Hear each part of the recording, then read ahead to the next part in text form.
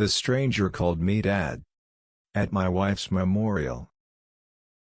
Then, he asked for my fingerprint. Not a hug. Not an explanation. A fingerprint. And the moment I refused, 3 men near the back doors quietly stopped pretending to mourn. My name is Michael Grant. I was 69 years old when a man with my son's eyes appeared beneath a photograph of the wife I had just buried. The memorial was held inside the Maritime Gallery of the Boston Harbor Museum, where Laura had volunteered every Thursday for nearly 20 years. She loved old maps, ship bells, and stories about people who crossed oceans without knowing whether they would ever see home again. I used to tease her that she only liked museums because everything inside them stayed exactly where it was placed. After our son disappeared, order became sacred to her. Every drawer labeled. Every photograph dated. Every missing thing given a space where it could still belong. Owen's space was everywhere. A red toy boat in the attic. A height mark behind the pantry door. A blue winter coat she refused to donate even after the sleeves became too small for any child we knew. 32 years had passed since he vanished. Laura never said he was dead. Not once. I stopped saying he might come home after the first decade because hope had begun to feel like another way of hurting her. She never forgave me for that. Not completely. When cancer took her, she was still waiting.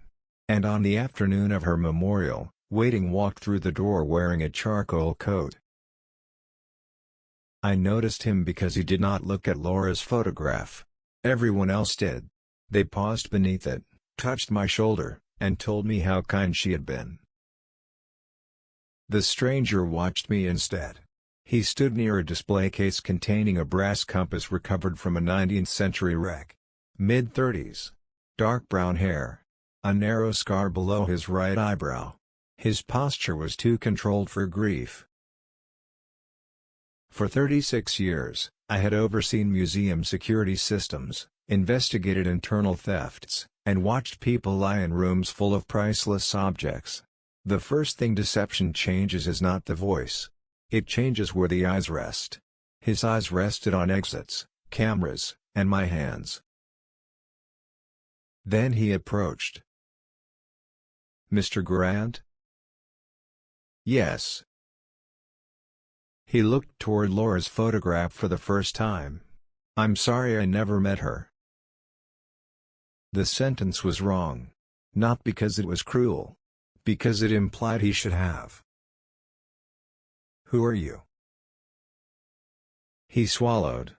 Then he said, "You still keep my red toy boat in the attic, don't you, Dad?" The gallery disappeared. The voices, the harbor light, the slow music playing through the museum speakers, gone. All I could see was a 4-year-old boy on our kitchen floor, pushing a red wooden boat through spilled flour while Laura pretended the white powder was snow. The boat had one black smokestack and a crooked number 7 painted on the side. I built it myself. No photograph of it had ever appeared in the newspapers. No police report described it. The public knew Owen had vanished from Harbor Lights Day. They did not know about the toy in our attic. "Who told you that?" His eyes filled. The tears looked real. That frightened me more than fake ones would have. "My name is Adrian Vale," he said. "But I was born Owen Michael Grant." My knees weakened. I gripped the edge of a display pedestal to remain standing. He reached toward me. I stepped back. The movement hurt him. Or he wanted me to believe it did. "Don't," I said. "I understand." "No, you don't." My voice was louder than I intended. Several guests turned. The stranger lowered his head. "There's a small storage room behind the east stairwell," he said. "We can talk there." I stared at him. That room was not marked on the public map. Museum staff used it for folding chairs and exhibit supplies. He had either studied the building carefully or someone inside had helped him. Both possibilities were dangerous. "How do you know about that room?" He glanced past me. For the first time, I followed his gaze. 3 men stood near the main entrance. One held a memorial program upside down. One wore an earpiece. The third watched Adrian with the expression of a man waiting for a debt to be collected. Adrian's voice dropped. "Because we don't have much time." That was the second wrong sentence. A son returning after 32 years should ask for time. He should not arrive already running out of it. I led him to the storage room, but I did not close the door completely. Old habit. Never let a stranger control the only exit. The room smelled of dust and cardboard. Stacks of banquet chairs leaned against one wall. A security monitor above a filing cabinet showed 4 live camera feeds from the gallery. Adrian noticed it immediately. "You still watch everything," he said. "You say that like you remember me."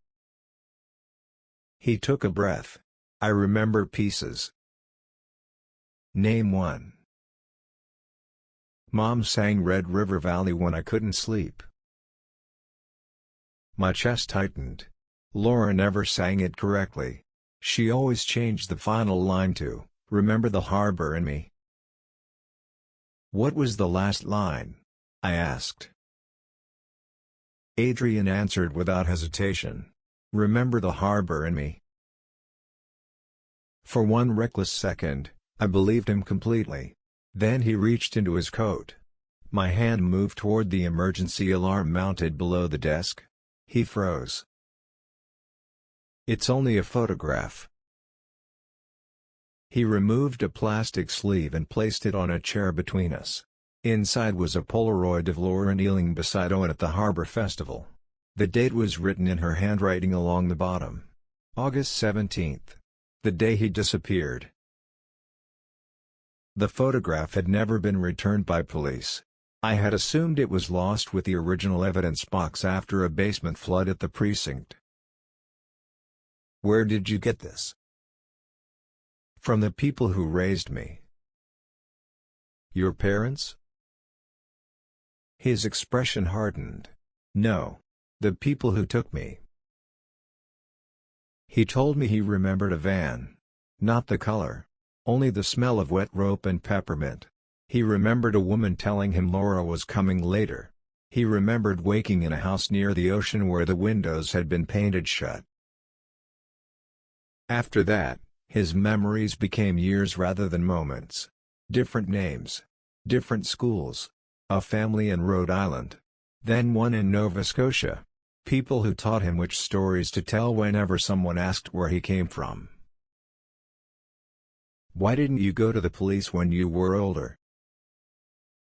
He looked at the open doorway. "Because the people who took me worked for people the police protected." That sounds convenient. It sounds paranoid. It sounds rehearsed. He flinched. Then he rolled up his left sleeve. A pale crescent-shaped scar curved along the inside of his elbow. Owen got that scar when he fell through a glass storm door at age 2. The hospital record existed. So did the possibility that someone had read it. "I already arranged a DNA test," he said. "Independent laboratory.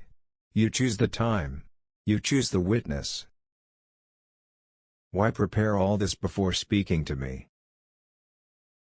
His eyes shifted toward the monitor. The 3 men were no longer near the entrance. One stood beside Laura's photograph.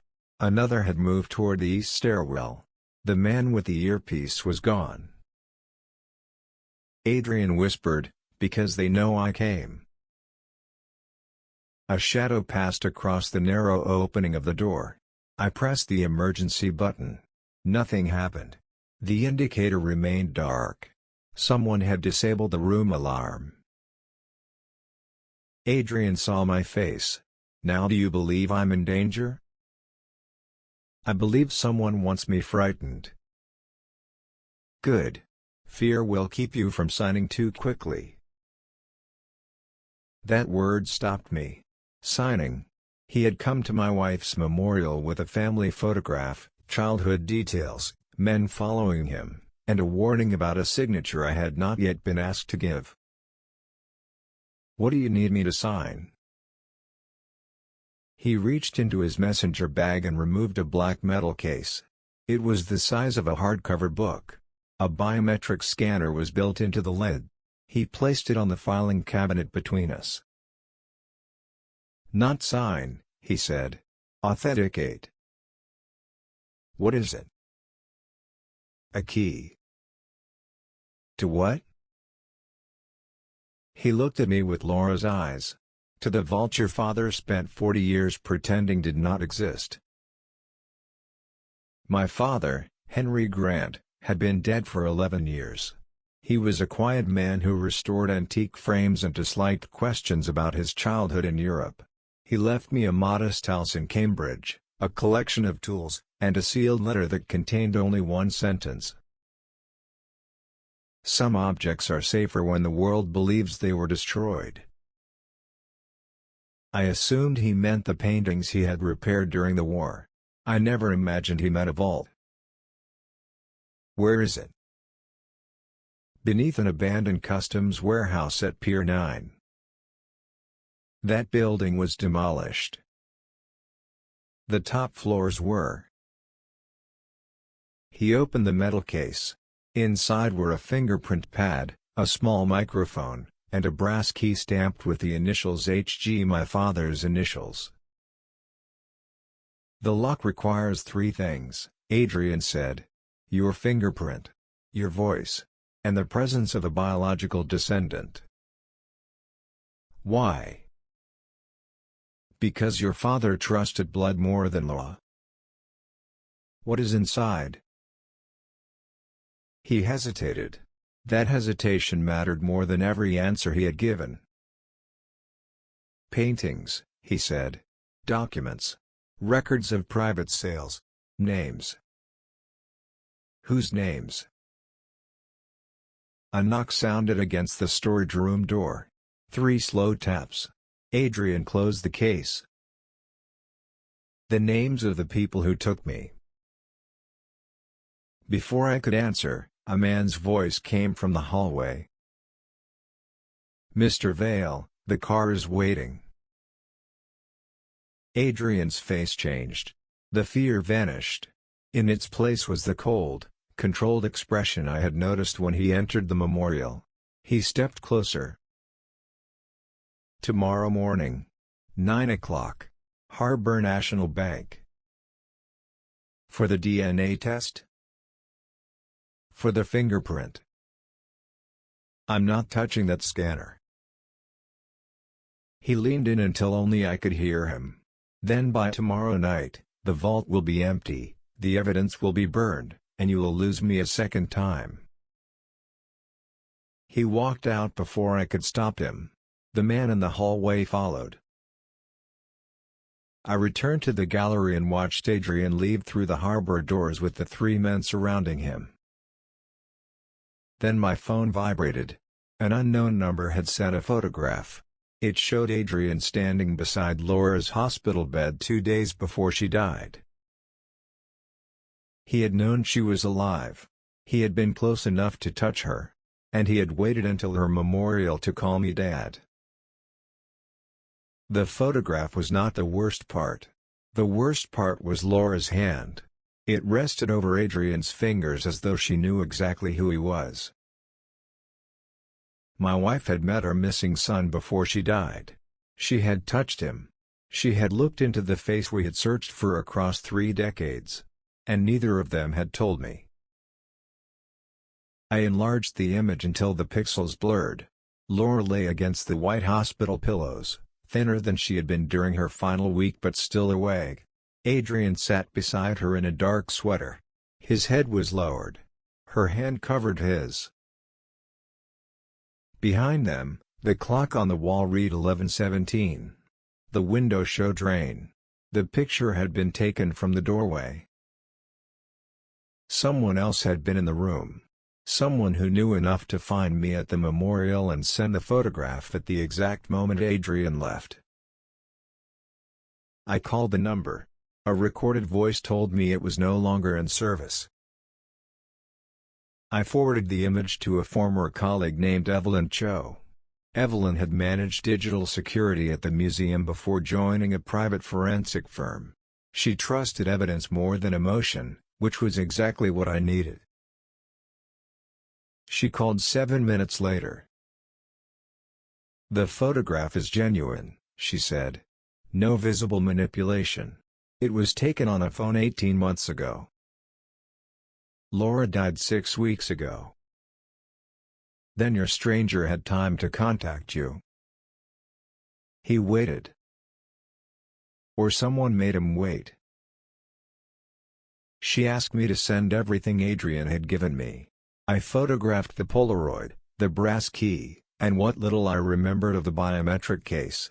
When I described the men following him, Evelyn became quiet. "Do not go to that bank alone." "I'm not going at all." "Then why did someone disable a museum alarm to pressure you?" I looked back toward the storage room. The alarm had worked that morning. I knew because I had tested it myself before the memorial. Someone with access had shut it off after guests arrived. That meant Adrian's people had not merely entered the museum. They had entered the security system. The museum director, Paul Benson, met me in the control room after the final guest left. Paul had worked beneath me for 14 years. He was loyal, cautious, and pale when I asked who had accessed the alarm panel. "Only 4 active credentials can disable an interior zone," he said. "Yours, mine, facilities, and executive administration. Run the log." He entered his password. The system showed the storage room alarm had been disabled at 2:12 that afternoon. The credential belonged to executive administration. Specifically, it belonged to my nephew, Daniel Grant. Daniel was my older brother's only son. He had worked at the museum for 5 years, coordinating donor events and private exhibitions. He had organized Laura's memorial. He had chosen the guest list. And he was one of the few people alive who knew about the red toy boat. "Where is Daniel?" Paul checked the staff schedule. He signed out at 2:15. 3 minutes after disabling the alarm. I called him. He answered on the 5th ring. Music played behind him. "Uncle Michael, I was going to check on you tomorrow." "Why did you disable the East storage room alarm?" "The music disappeared." "What?" "Your credential was used." "Then someone copied it." "Who knew your code?" "Nobody." His answer came too quickly. "Did you invite Adrian Vale?" Silence. Then Daniel said, "I don't know that name." I had not told him it belonged to the stranger. His denial told me he knew exactly who Adrian was. "Come to the museum," I said. "I can't." "Why?" "Because you're being watched." The call ended. Paul and I stared at each other. Daniel had lied about Adrian. He had disabled the alarm. And now he was warning me as though betrayal and protection were somehow the same act. I did not go home. Evelyn arranged for me to stay overnight in a secure apartment owned by her firm. At 7 the next morning, she arrived with 2 laptops, a printer, and a woman named Special Agent Mara Ellis. Mara worked with the Federal Art Crime Team. She was in her early 50s, with silver beginning at her temples and a voice that never wasted a word. She placed Adrian's photograph on the table. "We know him as Adrian Vale, Owen Grant, Julian Mercer, and at least 2 other names." My stomach tightened. "Is he my son?" "We don't know yet." He knew things no stranger should know. Private information can be stolen. Biology cannot. Take the test. She showed me surveillance photographs from private art auctions in Montreal, Lisbon, and New York. Adrian appeared in all 3. Sometimes as a buyer. Sometimes as a courier. Once standing beside a Belgian dealer who had disappeared before federal agents could question him. "What does he trade?" "Objects with damaged histories," Mara said. "Stolen art, disputed ownership, collections hidden during wars, pieces families have searched for across generations." "And my father's vault?" Mara opened another file. The first page showed the same initials stamped on Adrian's brass key. H.G. Henry Grant worked for a wartime restitution unit before moving to the United States, she said. Officially, he helped recover stolen European collections. Unofficially, we believe he removed certain evidence before cases could reach court. "You're saying my father stole paintings?" "I'm saying he may have hidden them from other thieves." That distinction offered no comfort. Mara believed the vault contained between 8 and 12 missing works, along with sale ledgers identifying collectors, dealers, and officials who had moved stolen art through Boston for decades. Those records could reopen international cases. They could also destroy powerful families. "Why does Adrian need my fingerprint?" "Your father designed the vault so no single person could open it. We have partial records indicating his son and a direct descendant were required." "Then Adrian's story may be true." "The vault may be real. That does not make his intentions honest." She leaned closer. "Michael, Adrian has been searching for the vault for at least 6 years. He did not approach you until Laura died." The timing felt like another wound. "He visited her before she died." I showed Mara the hospital photograph. Her expression sharpened. "Who sent this?" "Unknown number." Evelyn began tracing the image's transmission route. Mara studied Laura's hand over Adrian's. "Your wife may have known more than either of us." The DNA test was conducted that afternoon under federal observation. Mara selected the laboratory. Evelyn witnessed the samples. Adrian arrived alone. At least, he appeared alone. He wore the same charcoal coat and looked as though he had not slept. When he saw Mara, he stopped in the doorway. "You brought federal agents. You brought 3 men to my wife's memorial." "They weren't with me." "Then who were they?" "The reason I need the vault opened." He refused to explain further. "The technician collected our samples and told us expedited results would take 6 hours. Adrian waited in a separate room. At 4:30, he asked to speak with me privately." Mara objected. "I agreed anyway, with the door open and 2 agents visible in the hallway." Adrian sat across from me. "You saw the hospital picture. Why didn't you tell me you met Laura?" "Because she asked me not to. My wife spent 32 years searching for you." His face tightened. "She knew why I couldn't come back." "Then tell me." "Not until the vault is open." I stood.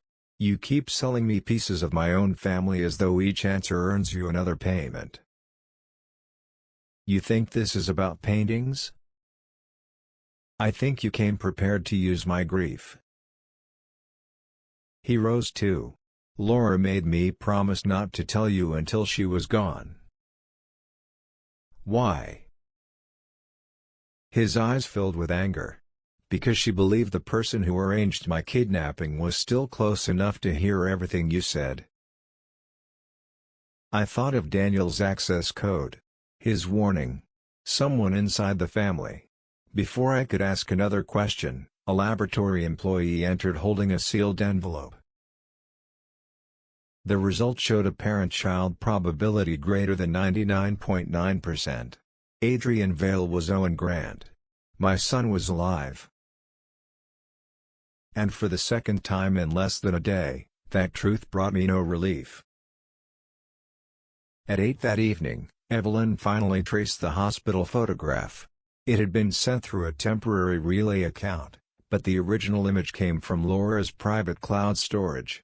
Only 3 people had access: Laura, me, and Daniel. Evelyn also found a hidden audio file uploaded the same night the photograph was taken. Its title was only one word: Owen. The recording began with Laura's breathing. Weak. Uneven. Then her voice filled the room.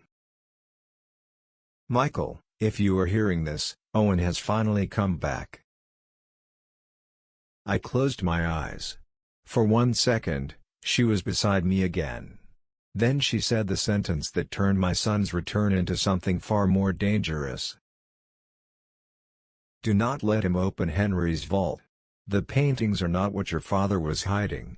He was hiding proof that Owen was taken by someone in our own family. The recording did not end there. Laura took 3 slow breaths. Then she said the name I had spent my whole life trusting. Your brother, Stephen, arranged Owen's disappearance. I did not react at first. The words were too large to enter me all at once. Stephen was 6 years older than I was. He taught me to ride a bicycle. He stood beside me when I married Laura. He organized search teams after Owen vanished and spent nights driving through neighborhoods with missing person flyers stacked across his passenger seat. His son, Daniel, had just disabled a museum alarm and warned me that I was being watched. Now my dead wife was accusing Stephen of taking my child. The recording continued. Michael, I know what this sounds like. I did not believe it either. Owen showed me documents, and Daniel brought me one of Henry's old ledgers. Stephen was involved with a private auction circle that used shipping companies to move stolen art. Henry discovered it and hid the records in the vault. Stephen believed Owen's disappearance would force Henry to surrender the key. Laura coughed. I heard a glass touch a table. Someone was in the hospital room with her. A man whispered, "You should stop." Adrian's voice. Laura answered, "No. He needs the truth." My hands began to shake. Mara reached toward the laptop. Pause it. No. Michael, you may want counsel present. I want my wife. No one spoke after that. Evelyn restarted the file. Laura's voice returned, weaker now. The plan was supposed to last one night. Stephen's people would take Owen, Henry would open the vault, and Owen would come home. But Henry refused. He said if he opened it, hundreds of stolen objects would disappear and the people named in the ledger would never face justice. I gripped the table. My father had chosen evidence over his grandson. Stephen had chosen a crime over his nephew. And Laura had learned all of it while dying. Owen was moved before Stephen could reverse the order, she continued. The auction circle hid him under new identities. Stephen spent years pretending to search for a child he had helped erase. The recording went quiet except for the hospital monitor. Then Laura whispered the part that made Mara stop taking notes. Daniel knows what his father did. He has been trying to help Owen recover the records. But do not trust either of them completely. Daniel wants to expose Stephen. Owen wants something from the vault. Neither has told me everything." The audio ended with fabric moving and Laura saying, "Hide the other copy where Michael keeps the harbor." The file stopped. Evelyn looked at me. "What does that mean?" I already knew. The red toy boat. We reached my house in Cambridge 40 minutes later. Mara brought 2 agents. Evelyn carried a portable scanner and evidence bags. Adrian was not invited. I climbed the attic stairs alone. The air smelled of dry wood and old insulation. Boxes stood exactly where Laura had left them. Christmas decorations. Owen's preschool drawings. A lamp from our first apartment. And on the top shelf, beneath a faded wool blanket, sat the red boat. The paint had cracked along the hull. The number 7 was barely visible. I lifted it with both hands. Something moved inside. Not a loose piece of wood. Paper. The boat's smokestack twisted free. Inside the hollow body was a narrow plastic tube. I carried it downstairs. Mara opened it with gloves. The tube contained a strip of microfilm and a folded note in Laura's handwriting. "Michael, Henry hid the original ledger in the vault, but he gave me this copy after Owen disappeared. I was too afraid to show you. I told myself silence was protecting you. It was protecting Stephen. I am sorry." The microfilm held 43 photographed pages. Evelyn projected them onto the living room wall. Each page listed shipments, buyers, false ownership histories, and coded payments. The records stretched from 1979 to 1996. Stephen Grant's name appeared 11 times. Beside one entry, dated 3 weeks before Owen disappeared, Henry had written, "SG requests family leverage. Refused." Another entry, 2 days after the kidnapping, read, "Child moved without authorization. Stephen claims loss of control. Do not open under pressure." I stared at my father's handwriting until the letters stopped looking like language. Mara spoke carefully. "This supports Laura's accusation, but it does not prove who physically took Owen." "Does it matter?" "It matters in court. It matters to me that my brother asked criminals to use my son as leverage." Mara did not argue. Evelyn moved to the final frame. It showed a list of account numbers and one handwritten instruction. "If I die before recovery, authentication passes to Michael. Descendant required only to reveal the witness archive." "Witness archive?" I asked. Mara enlarged the phrase. "The paintings may be stored in one chamber. The evidence may be in another." Then Adrian lied. "Not necessarily. He may know only part of the design." I remembered the mental case. My fingerprint. My voice.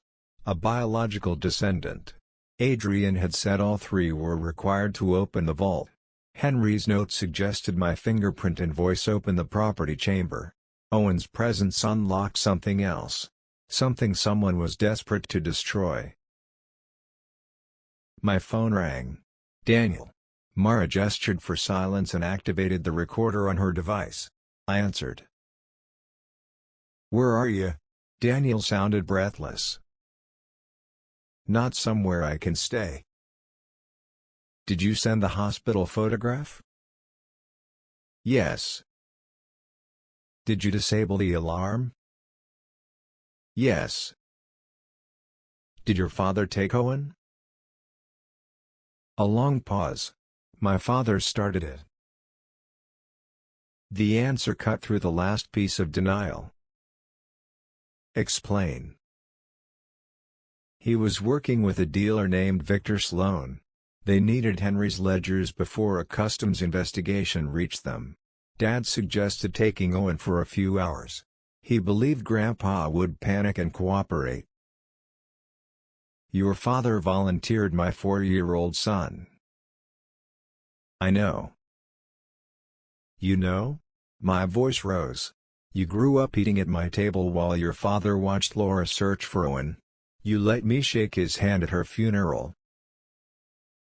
I found out 18 months ago. That is 18 months too long. I was trying to get proof. You had proof enough to warn Laura. She contacted me first. She found payments in your father's old tax files. She made me confront Dad.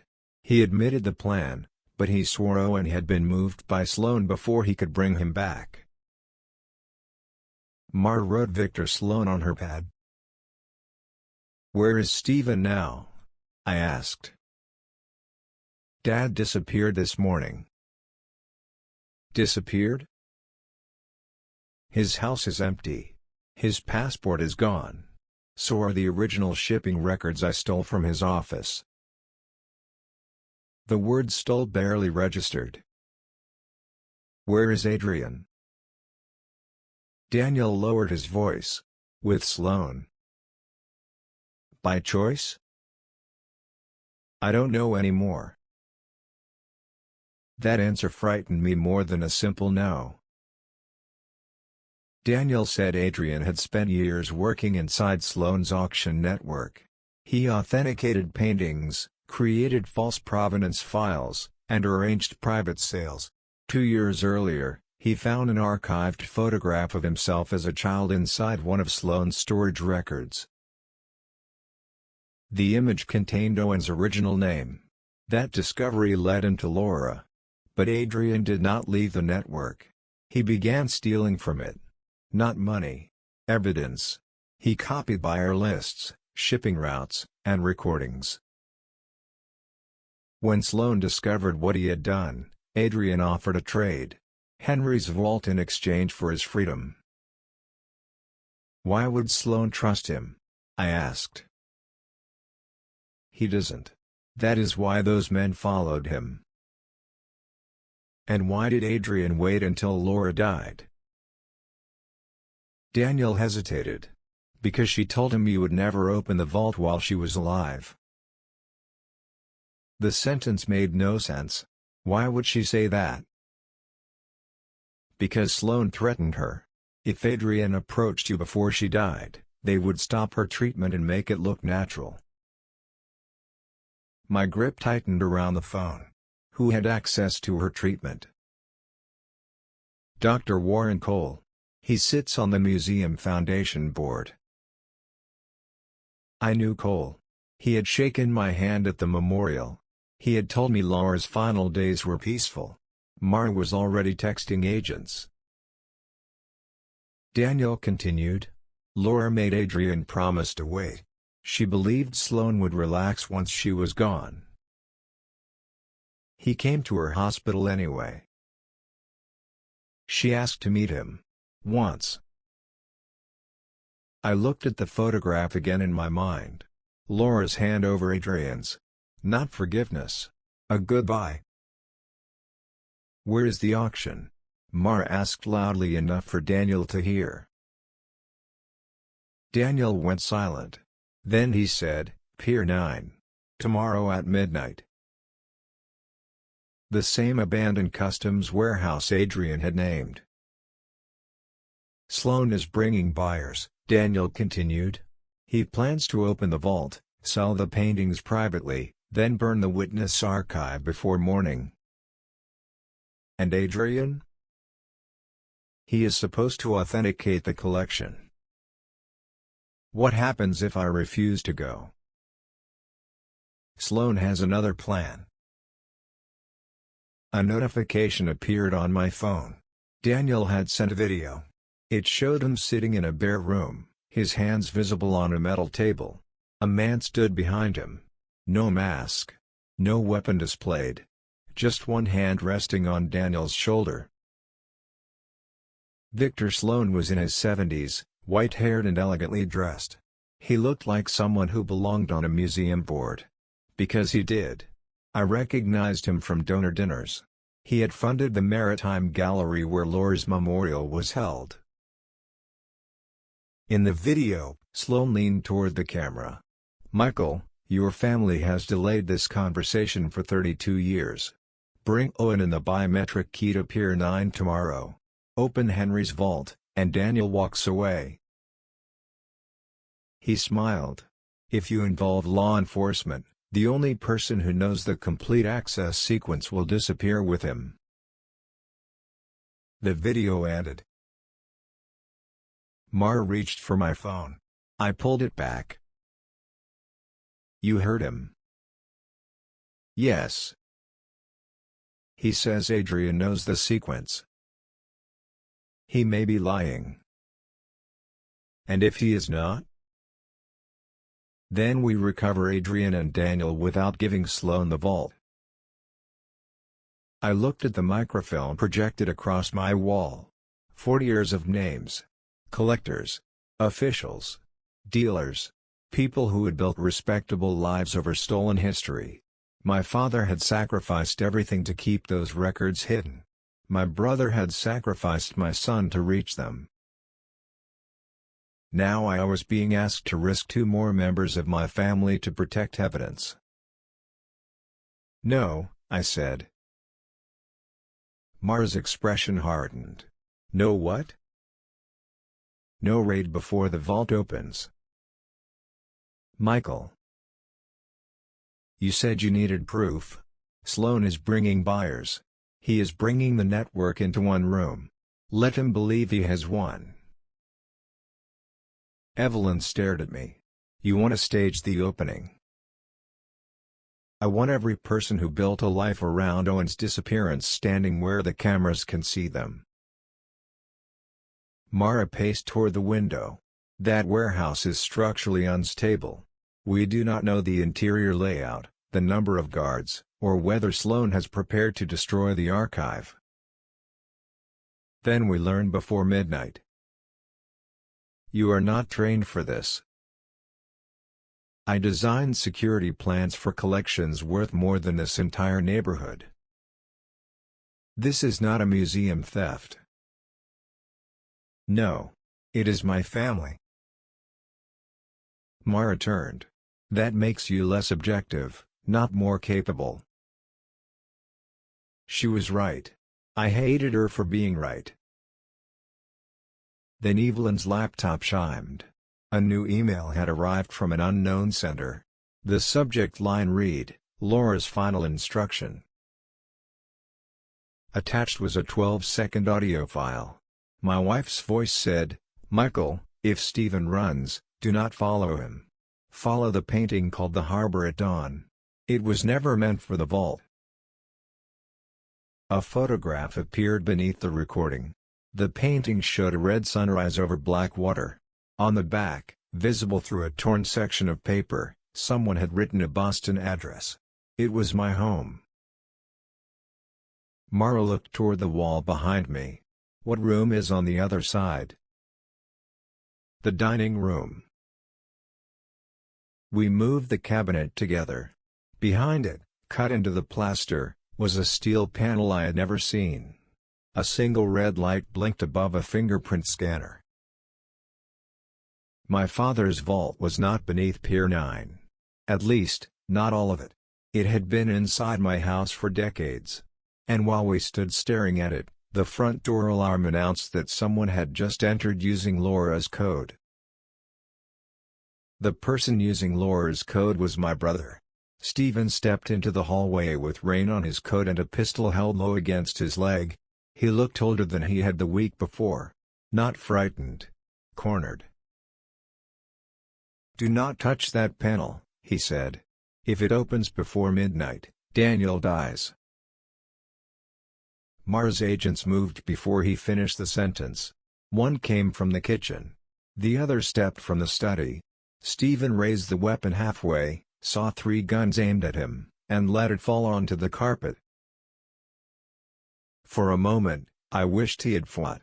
Not because I wanted him hurt. because surrender looked too easy for a man who had helped steal 32 years from my family. An agent secured his hands. Stephen kept his eyes on me. "Michael, listen to me. Sloan has Daniel and Owen. He will kill them both if that archive reaches the government. You used Owen to force our father to open it." His face tightened. It was supposed to last 3 hours. Laura waited 32 years. I lost control of the people I hired. You hired people to take my child. He looked down. Henry would not listen. He cared more about those records than he cared about any of us. The excuse was so familiar that I understood how he had lived with himself. He had placed the first crime inside another man's refusal. If Henry had cooperated, Stephen told himself, none of it would have happened. If Sloan had followed instructions, Owen would have come home. If Laura had remained silent, the family would have stayed together. In Stephen's version of history, everyone except Stephen had made the decisive choice. Mara searched his coat. She found 2 passports, cash, a storage key, and Daniel's phone. The latest video showed Daniel alive inside the Pier 9 warehouse. A clock behind him read 9:14. Less than 3 hours remained. Then the phone received a message. One sentence from Adrian. "Do not believe my father. Open the wall." Stephen read it over Mara's shoulder. He laughed once. "He is playing you. Owen has been Sloan's best liar since he was 17. I looked at the fingerprint scanner blinking behind the cabinet. The next decision would either save my son or hand Sloan exactly what he wanted. I placed my thumb on the scanner. The red light became green. A speaker inside the wall activated. A recording of my father's voice asked, "What returns even after the tide takes it?"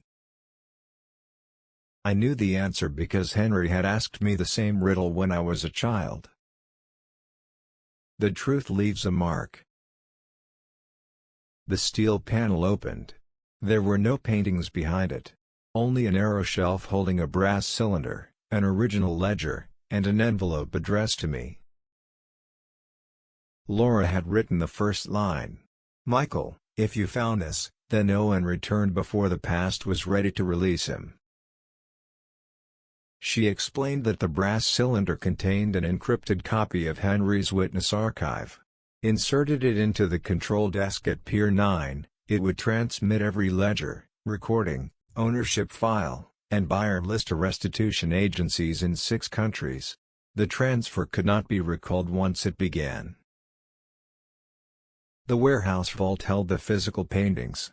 The wall in our home held the truth about them. Laura's letter ended with a warning. Owen came to me intending to trade the archive for his freedom. I asked him whether freedom purchased with another family's loss would really be freedom. He did not answer. I do not know what choice he will make when the moment arrives. I folded the letter. Mara looked at the cylinder. "We can send the data now." "Not without the Pier 9 control desk." Evelyn examined the connection port. Henry designed it for a specific terminal. Copying it here could destroy the encryption. Mara turned toward Stephen. "How many guards?" He remained silent. I stepped closer. "You cannot undo what you did to Owen. But Daniel is still waiting for you to decide what kind of father you are." His eyes closed. 8 guards. 20 buyers. Sloan keeps a fuel line above the archive room. If the police enter before the vault opens, he burns everything. Mara began issuing orders. The operation changed in less than 10 minutes. Agents would enter through the harbor tunnels after the auction began. I would carry the cylinder. Stephen would remain in custody. And Sloan would be allowed to believe that grief had made me obedient. Before we left the house, Daniel's phone rang. Adrian's face appeared on the screen. The camera showed only part of him and a concrete wall behind his shoulder. "Sloan gave me 60 seconds, he said. Mara signaled her technicians to trace the call. "Did you send the message telling me to open the wall?" I asked. "Yes. The cylinder is the only copy Sloan cannot erase." "Are you helping them?" Adrian glanced at someone outside the frame. "I helped him for years." "That was not my question." His eyes returned to mine. "I came to Boston planning to trade the archive for my life. I thought I could give Sloan the evidence, keep one painting, and disappear before either of you understood what happened." The confession hurt because it sounded more honest than anything he had said at the memorial. "What changed?" Laura knew exactly why I came. She still held my hand. A voice ordered him to finish. Adrian spoke faster. "The vault has a 90-second delay after the descendant scan. Sloan does not know. Once the door begins opening, he will move Daniel beside the control desk. That is your window." "And what will you do?" "Make the choice I could not make in Laura's hospital room." The call ended. Mara's technicians had traced it to Pier 9.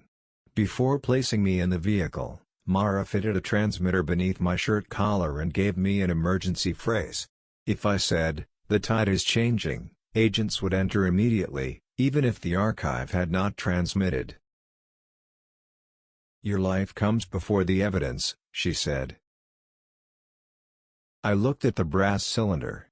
For 32 years, everyone has decided what mattered more than Owen. Tonight, nobody makes that decision without me. Pier 9 looked abandoned from the street. Inside, it looked like a private museum built for people who believed ownership mattered more than history. Temporary lights illuminated velvet-covered tables. Buyers in dark formal clothing held numbered cards and spoke in low voices. At the far end, Daniel sat in a chair beside the sealed vault door. His hands were free, but a guard stood behind him. Adrian stood beside Victor Sloan. He wore a black suit. His expression revealed nothing. Sloan welcomed me as though I had arrived for dinner. "Michael, your father made everyone wait too long. Let Daniel go. After the vault opens." I looked at Adrian.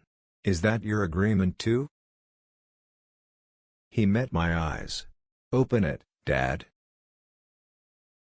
The words sounded different this time. Not like a reunion. Like an order. Sloan raised a glass and introduced me to the room as Henry Grant's surviving heir. Then he placed one hand on Adrian's shoulder. "And this," he announced, "is the child who made tonight possible." The buyers applauded. The sound turned my stomach. They were celebrating a kidnapping as though it were provenance. I kept my voice calm. "Did you know who he was when your people took him?" Sloan smiled, pleased by what he thought was helpless anger. "Of course. Stephen selected him because Henry loved bloodlines. Your brother believed a frightened grandfather would trade paper for a child. And when Henry refused, we kept the asset." Adrian's jaw tightened. Sloan did not notice. He was too busy confessing to a room he believed he owned. The transmitter beneath my collar carried every word to Mara.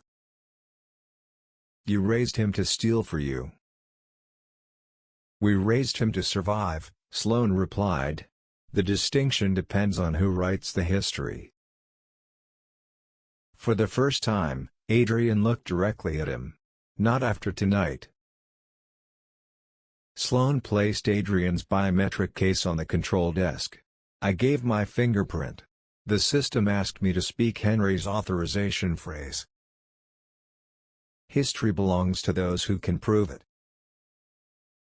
Then Adrian placed his hand on the descendant scanner. The vault locks released one by one. A steel door moved aside. Behind it stood 11 paintings in climate-controlled frames. Some buyers gasped. Others lifted phones despite Sloane's rules. For them, history had become inventory. Sloane smiled. At last. He reached for the brass cylinder. Adrian took it from my hand first. My chest went cold. He walked toward the control desk and held it above the port. Sloane extended his hand. "Give it to me." Adrian looked at Daniel. Then at me. "Laura asked me one question before she died," he said. "She asked whether I wanted freedom, or whether I wanted to become the last man who profited from being stolen." Sloane's smile vanished. Adrian inserted the cylinder. The terminal displayed one word. "Transmitting." Everything happened at once. Sloane lunged for the terminal. Adrian blocked him. The lights went out. Emergency lamps turned the warehouse red. Mara's voice thundered from every entrance, ordering everyone to remain still. Agents moved through the tunnel doors and loading bays. The buyers dropped their numbered cards. Men who had purchased stolen histories suddenly became ordinary people searching for exits. A guard reached for Daniel. Daniel knocked the chair into his legs and moved away. One of Mara's agents pulled him behind cover. Sloane struck the emergency switch for the fuel line. Nothing happened. Evelyn had disabled it remotely 10 minutes earlier. The transmission bar reached 100%. 6 countries received Henry's archive before Sloane was placed in handcuffs. Adrian remained beside the terminal with his hands raised. An agent approached him. He did not resist. He only looked at me. "I told her I would try," he said. "Try what?" "To come back as your son instead of leaving as their courier." The investigation lasted almost 2 years. Victor Sloane was convicted of conspiracy, trafficking in stolen property, witness intimidation, and crimes connected to Owen's disappearance. The buyer list led to seizures across Europe and North America. 9 of the 11 paintings were returned to families or institutions that had searched for them for generations. The remaining 2 entered court-supervised restitution proceedings. Stephen pleaded guilty to conspiracy and kidnapping-related charges. He told the court he never intended Owen to remain missing. The judge answered that a person who arranges an abduction does not control how long the terror lasts. Daniel cooperated fully. He lost his museum position, but he was not charged for helping expose the network. He visits his father occasionally. He does not ask me to. Adrian's case was more difficult. He had authenticated stolen works, created false histories, and helped arrange illegal sales. Saving the archive did not erase those choices. His cooperation reduced his sentence, but it did not remove it. The first time I visited him, he sat across from me behind thick glass. We had no photographs together from the missing years. No shared birthdays. No ordinary memories to carry the conversation. So I brought the red boat. I held it against the glass. He smiled. A small, uncertain smile. "I don't remember playing with it," he said. "I know." "Does that disappoint you?" "It disappoints me that someone took the chance away." He looked down. "I came to you for the vault." "I know." Part of me still planned to take the paintings, even after Laura. "I know that too." "Then why are you here?" I placed my hand against the glass. "Because truth tells me what you did. It does not require me to pretend you are never my son." After a moment, he placed his hand opposite mine. Not touching. Not yet. But no longer hidden. The Boston Harbor Museum later opened an exhibition about stolen art and false provenance. Laura's name appears at the entrance. Not because she was a collector. Because she refused to let silence become inheritance. Henry's ledger is displayed beneath protective glass. Beside it sits the red wooden boat. Visitors see an ordinary child's toy with cracked paint and a crooked number 7. They do not see the years Laura kept it waiting. They do not see the recording hidden inside it. They do not see a father carrying it into a prison because he had finally learned that accountability and love could occupy the same room. The stranger at Laura's memorial asked for my fingerprint. He believed it was the key to a vault. He was wrong. My fingerprint opened a steel door. Laura's courage opened the truth. And my son's final choice gave both of us something the paintings never could. A beginning that did not require another lie.